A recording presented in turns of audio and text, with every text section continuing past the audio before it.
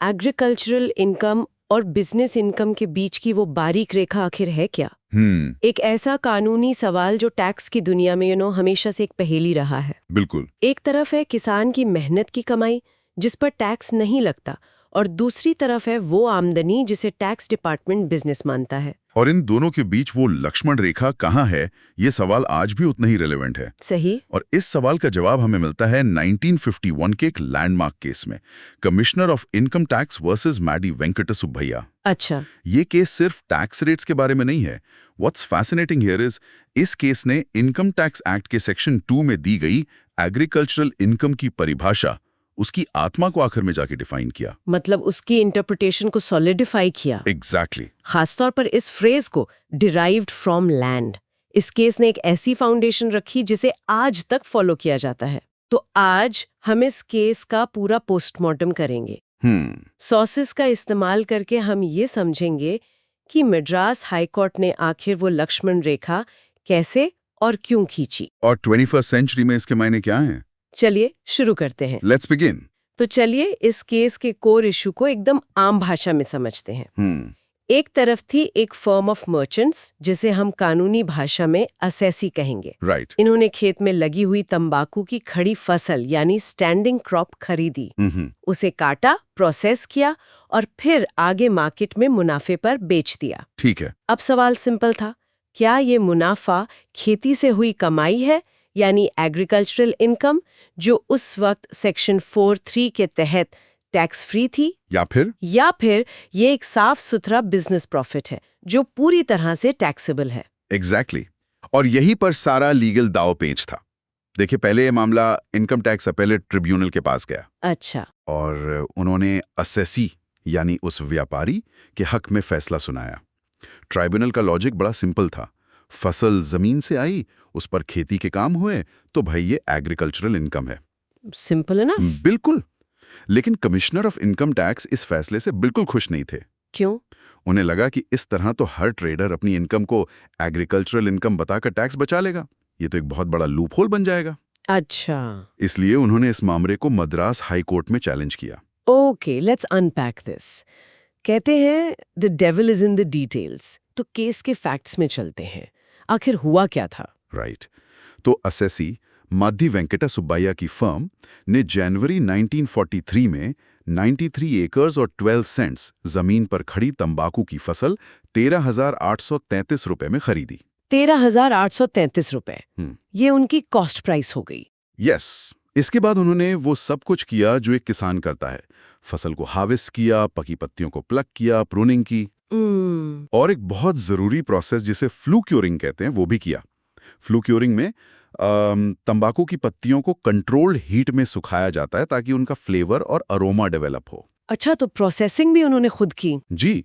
Sources में तो ये भी लिखा है कि उन्होंने जमीन पर थोड़ी बहुत प्लाउइंग यानी जुताई भी की थी। तो मतलब मेहनत तो पूरी किसान वाली की। बिल्कुल। और इस सब मेहनत के बाद उन्होंने तैयार तंबाकू को मार्केट में 3,498 रुपये में बेच दिया। करेक्ट। सीधा साधा हिसाब है, इसमें से जब कॉस्ट निकाली गई तो लगभग 7,500 रुपये का मुनाफा हुआ, और इसी रकम पर सारा विवाद था। और अब आती है कहानी में असली ट्विस्ट, एक ऐसी बात जिसके ऊपर पूरा का पूरा केस टिका हुआ था। एक छोटा सा लीगल पॉइंट जो सब कुछ बदल देता है। वो क्या था? वो ये था कि असेसी उस जमीन का ना तो ओनर था, न टेनेंट और ना ही लेसी। एक मिनट, क्या मतलब? मतलब वो जमीन का मालिक, किराएदार या पट्टेदार, इनमें से कुछ भी नहीं था। उसका जमीन से कोई डायरेक्ट लीगल रिश्ता था ही नहीं। ओह। और यही पॉइंट आगे चलकर केस का टर्निंग पॉइंट बना। Wait, that's the key. मतलब सारा झगड़ा इस बात पर है कि वो आदमी जमीन का मालिक या किराएदार नहीं था। प्रिसाइसली। लेकिन उसने मेहनत तो पूरी किसान वाली की, फसल काटी, प्रोसेस की, तो फिर कोर्ट ने सिर्फ एक टेक्निकलिटी पर पूरा केस पलट दिया। उनकी रीजनिंग क्या थी इसके पीछे? यही इस केस की खूबसूरती है। If we connect this to the bigger picture, court ने कहा कि आम आदमी की नजर में ये खेती लग सकती है, लेकिन कानून की नजर में हमें इनकम का कैरेक्टर देखना होगा। Character of the income. Yes. और इसके लिए कोर्ट ने सबसे पहले doctrine of interest in land का इस्तेमाल किया। Doctrine of interest in land. हाँ। उन्होंने कहा कि किसी इनकम को एग्रीकल्चरल इनकम कहलाने के लिए कमाई का सोर्स सिर्फ खेतीबाड़ी के ऑपरेशंस नहीं, बल्कि उस जमीन में आपका कोई लीगल इंटरेस्ट यानी हित होना जरूरी है। इसका मतलब सिर्फ खेत में काम कर लेना काफी नहीं है, जमीन से आपका एक रिश्ता होना चाहिए on paper. Absolutely. Justice Vishwanatha Shastri ने अपने जजमेंट में इस बात को बहुत साफ शब्दों में लिखा। उन्होंने कहा कि खेती से कमाई का मतलब सिर्फ खेती करना नहीं है। तो फिर क्या है? उस कमाई पर आपका हक जमीन में आपके हक से आना चाहिए। उनके शब्दों में a key phrase from the judgment was that the income must be derived by virtue of the fact that he is the owner of that interest. मतलब जमीन से आपका मालिकाना रिश्ता। हाँ, जैसे ओनर, टेनेंट या यूसुफ्रक्चुरी मॉर्गेजी ही आपकी कमाई को एग्रीकल्चरल बनाता है। तो इस केस में कोर्ट ने असेसी को क्या माना? अगर वो ओनर, टेनेंट या लेसी नहीं था तो वो था क्या? The court defined his status very clearly. उन्होंने कहा कि असेसी की हैसियत सिर्फ एक लाइसेंसी की थी under section 52 of the Indian easements act. Licensee? हाँ, ये बिल्कुल वैसा है जैसे आप किसी कॉन्सर्ट का टिकट खरीदते हैं। अच्छा। आपको स्टेडियम में एंटर करने, अपनी सीट पर बैठने और कॉन्सर्ट देखने का एक्सेस है, लेकिन आप उस स्टेडियम के मालिक नहीं बन जाते। आपका उस पर पोजेशन या कब्जा नहीं है। राइट। इसी तरह इस व्यापारी को सिर्फ फसल काटने और ले जाने के लिए खेत में घुसने की इजाजत थी। उसका जमीन पर कोई कब्जा या लीगल राइट नहीं था। ये तो बड़ा इंटरेस्टिंग पॉइंट है। एक तरफ कोर्ट कह रहा है कि इनकम जमीन से डिराइव होनी चाहिए, लेकिन दूसरी तरफ वो कह रहा है कि खड़ी फसल जमीन का हिस्सा नहीं बल्कि एक अलग मूवेबल प्रॉपर्टी है। ये तो कॉन्ट्रडिक्टरी लगता है। Yes, this raises an important question. और यही कोर्ट का दूसरा बड़ा दांव था। क्या? कोर्ट ने पूछा, what did the SEC actually buy? क्या उसने जमीन में कोई हिस्सा खरीदा या सिर्फ जमीन पर खड़ा माल खरीदा? इसके लिए उन्होंने इंडिया के दो बड़े कानूनों का हवाला दिया, ट्रांसफर ऑफ प्रॉपर्टी एक्ट का सेक्शन 3 और रजिस्ट्रेशन एक्ट का सेक्शन 2 क्लॉज 6। और इन सेक्शंस में क्या लिखा है? इन दोनों कानूनों में इमूवेबल प्रॉपर्टी यानी अचल संपत्ति की परिभाषा से स्टैंडिंग टिम्बर, ग्रोइंग क्रॉप्स और ग्रास को साफ तौर पर एक्सक्लूड किया गया है। मतलब कानून की नजर में खेत में उगी फसल जमीन का हिस्सा है ही नहीं, वो एक अलग चीज है। बिल्कुल, legally speaking yes. Wow! Court ने इस पर एक बहुत अहम निष्कर्ष निकाला। उनका एग्जैक्ट कोट है, growing crops are movable property. In English law, a sale of growing crops is regarded as sale of chattels.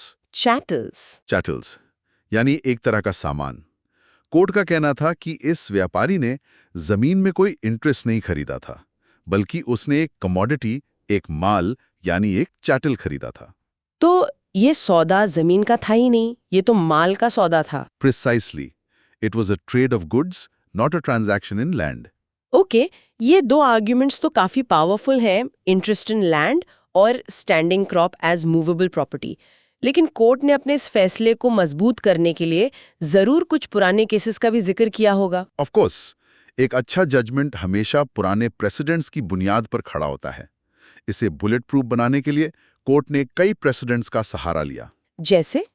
सबसे पहले उन्होंने राजा मुस्तफा अली खान VCIT, जो 1948 का प्रिवी काउंसिल का केस था, उसे कोट किया। और उससे क्या पॉइंट लिया? उस केस से ये प्रिंसिपल लिया गया कि टैक्स एग्जेम्पशन साबित करने का बोझ यानी बर्डन ऑफ प्रूफ हमेशा एसएससी पर होता है।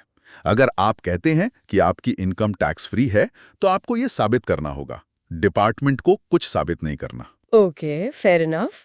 और कोई केस? हाँ, एक और बहुत इंटरेस्टिंग केस था, CIT v sir Kameshwar Singh 1935 का। एक मिनट, उसमें तो एक यूजोफ्रैक्चरी मॉर्टगेज की इनकम को एग्रीकल्चरल माना गया था, जबकि मॉर्टगेजी भी जमीन का आम मालिक नहीं होता। एग्जैक्टली। तो इस केस में एसएससी ने ये आर्ग्यूमेंट नहीं दिया कि मैं भी उस मॉर्टगेजी जैसा हूँ? दिया था, और कोर्ट ने उस आर्ग्यूमेंट को बहुत ब्रिलियंटली काउंटर किया।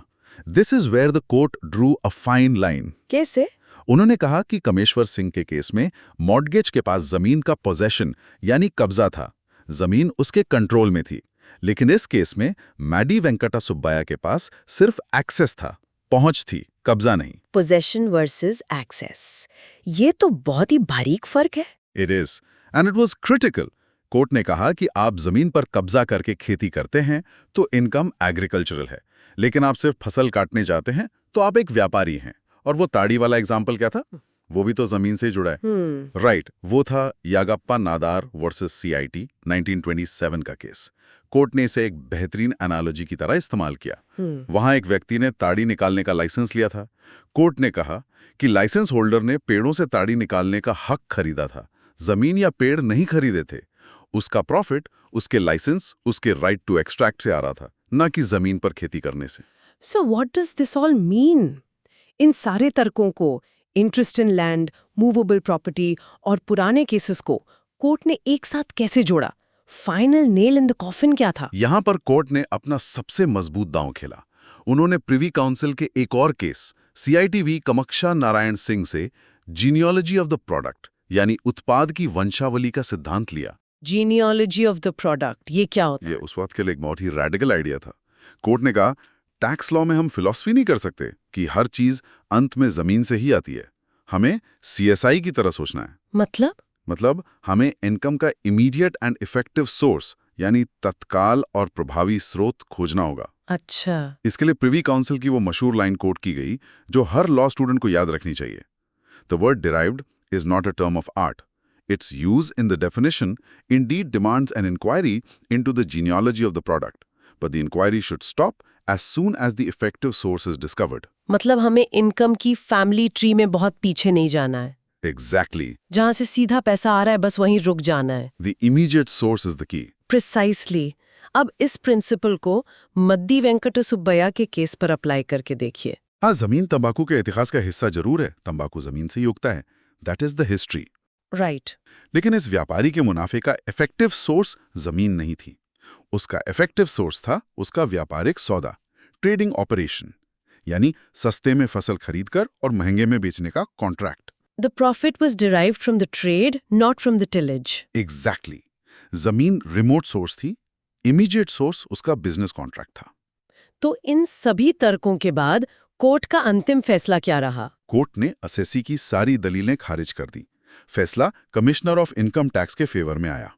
और मुनाफे का क्या हुआ? कोर्ट ने कहा कि जो 7,500 रुपए का मुनाफा था उसे बिजनेस प्रॉफिट माना जाएगा और उस पर टैक्स लगेगा। उन्होंने साफ कर दिया कि ये एग्रीकल्चरल इनकम बिल्कुल नहीं है। और क्या उन्होंने ये भी साफ किया कि इनकम का कैरेक्टर आखिर बदला कब? वो कौन सा मोमेंट था जब फसल ने अपना एग्रीकल्चरल कैरेक्टर खो दिया और कमर्शियल बन गई? Yes, the judgment provides the exact moment. जज ने अपनी गोल्डन लाइंस में इसका जिक्र किया है। I'll quote it. Please. Once the standing crop passed from the ownership of the cultivating tenant to that of the trader who purchased it, it lost the quality of agricultural income at that point. And any profit made by the trader thereafter would, in our opinion, be a business profit. Wow! मतलब जैसे ही फसल किसान के हाथ से निकलकर व्यापारी के हाथ में आई, उसी पल एट दैट वेरी इंस्टेंट उसने अपना एग्रीकल्चरल कैरेक्टर खो दिया। That's the crux. और इसमें एक छोटी सी लेकिन दिलचस्प बात ये भी थी कि हारने के बाद एसएससी को कमिश्नर को मुकदमे के खर्चे के तौर पर 250 रुपए भी देने पड़े। Yes, that's a classic detail, a legal sting in the tail. हारने वाली पार्टी को जीतने वाली पार्टी के कॉस्ट देने पड़ते हैं। तो इस पूरी चर्चा का निचोड़ क्या है? की टेक अवे क्या है? की टेक अवे ये है कि एग्रीकल्चरल इनकम के लिए जमीन से आपका एक डायरेक्ट नेक्सस, एक सीधा संबंध होना जरूरी है। आप या तो मालिक हो या टेनेंट या मॉर्गेजी विद पोजेशन। जैसे ही बीच में कोई कमर्शियल ट्रांजैक्शन, कोई व्यापारिक सौदा आ जाता है, वो कनेक्शन टूट जाता है। बिल्कुल। इसको समझने के लिए सोर्सेज में एक बेहतरीन पेंटर वाली एनालॉजी दी गई है। वो क्या है? मान लीजिए एक पेंटर, जो हमारे केस में किसान है, एक पेंटिंग बनाकर बेचता है, तो वो उसकी आर्टिस्टिक क्रिएशन से हुई इनकम है, जिसे हम यहाँ एग्रीकल्चरल इनकम मान सकते हैं। ठीक है। लेकिन अगर एक आर्ट गैलरी का मालिक यानी हमारा व्यापारी वो पेंटिंग उस पेंटर से खरीद कर ज्यादा दाम में आगे किसी कलेक्टर को बेचे, तो उसका मुनाफा बिजनेस प्रॉफिट होगा, आर्टिस्टिक इनकम नहीं। पेंटिंग वही है। हाँ, पेंटिंग वही है, पर बेचने वाले के बदलते ही इनकम का कैरेक्टर बदल गया। The source of profit for the gallery owner is the trade, not the art itself. यह एक बेहतरीन तरीका है इस कॉम्प्लेक्स कॉन्सेप्ट को समझने का।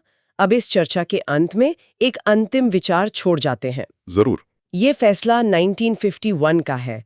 आज के जमाने में जहां contract farming, large scale agri business, agritech startups और ऑनलाइन कमोडिटी ट्रेडिंग आम है, वहाँ डायरेक्ट नेक्सस विद लैंड का ये सिद्धांत कितना प्रासंगिक है? एक बहुत जरूरी सवाल है। जब कोई बड़ी कंपनी हजारों किसानों से कॉन्ट्रैक्ट करके फसल उगवाती है, उसे प्रोसेस करती है, ब्रांड करती है और सुपरमार्केट में बेचती है, तो उस कंपनी का मुनाफा क्या माना जाएगा, एग्रीकल्चरल या बिजनेस? आज के दौर में वो लक्ष्मण रेखा कहाँ खींची जानी चाहिए?